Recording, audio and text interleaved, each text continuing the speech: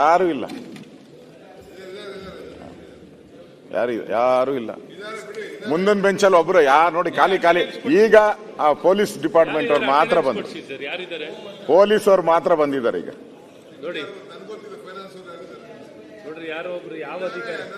Police ಬಿಟ್ರೆ, IG ಬಿಟ್ರೆ, CID ಬಿಟ್ರೆ ಇನ್ಯಾರು ಇಲ್ಲ.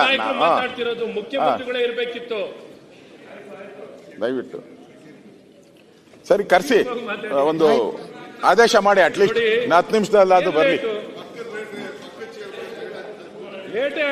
ನೀವು ಅಲ್ಗೋಡಿ, ಪಕ್ಕ ಚೇರ್ ಬರೋವರೆಗೂ ನೀವು ಅಲ್ಲೋ ಕೂತ್ಕೊಳ್ಳಿ.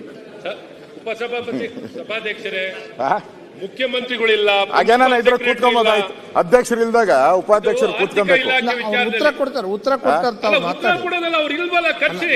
ಪರಮೇಶ್ವರ್ ಅವರು ಮುಖ್ಯಮಂತ್ರಿಗಳು ಮಾಹಿತಿ ಪ್ರತಿಪಕ್ಷ ನಾಯಕರು ಮಾತಾಡ್ತಾ ಸಿದ್ದರಾಮಯ್ಯನವರು ಹಾಗೆ ಕೇಳ್ತಿರ್ಲಿಲ್ವಾ? ಅಲ್ಲಲ್ಲ, ನಿನ್ನೆ ಮುಖ್ಯಮಂತ್ರಿಗಳಿಲ್ಲ ಅಂದ್ರೆ ಹೇಗೆ ಮಾತಾಡೋದು?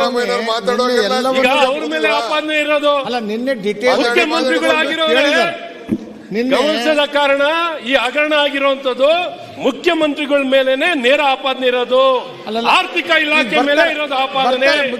ಹಾಗಾಗಿ ಅವರು ಮಾತಾಡ್ತಾರೆ, ಈ ರೀತಿನ ಜವಾಬ್ದಾರಿ, ಈ ರೀತಿನ ನಡ್ಕೊಳ್ಳೋದು. 7 ಗಂಟೆ ಆಗಲಿ 8 ಗಂಟೆ ಆಗಲಿ ಇರ್ತೀನಿ ಕುತ್ಕೊಂಡು ಮಾತಾಡಿ ಅಂತ ವಿರೋಧ ಪಕ್ಷದ ನಾಯಕರಿಗೆ ಹೇಳಿದ್ರು. ವಿರೋಧ ಪಕ್ಷದ ನಾಯಕರಿಗೆ ಹೇಳಿದ್ರು, ಇಲ್ಲೇ ತಯಾರಾಗಿದ್ರು. ಈಗ ಬರ್ತಾರೆ,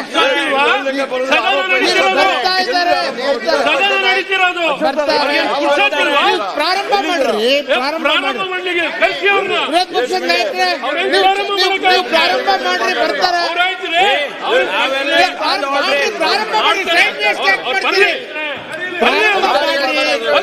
ಅಲ್ಲಲ್ಲ, ಪ್ರಾರಂಭ ಮಾಡಿ ಮಾತಾಡ್ತಾರೆ, ಬರ್ತಾರೆ, ಅವರಿಗೆಲ್ಲ ಮಾಹಿತಿ ಕೊಡ್ತಾರೆ.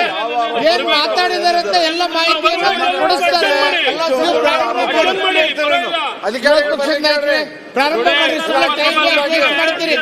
ಈಗ ಮಾತಾಡಿ ನಾನು ಮುಗಿಸ್ತೀನಿ ಅಂತ ಅವ್ರು ಹೇಳಿದ್ರು. ನೀವೇ ಅರ್ಥ ಟೈಮ್ ಮಾಡಿಬಿಡ್ತೀರಿ.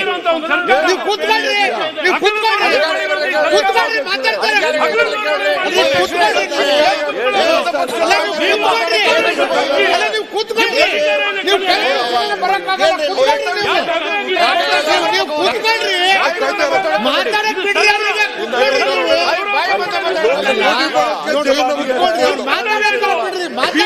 ಗೌರವ ಕೊಡೋದ್ ಕಲೀರಿ.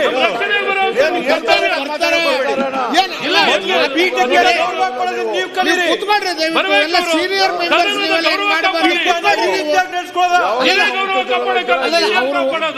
ಮುಖ್ಯಮಂತ್ರಿಗಳು ಉತ್ತರ ಕೊಡುವಾಗ ಎಲ್ಲ ರೆಡಿ ಮಾಡ್ಕೊಂಡು ಬರ್ತಾರೆ.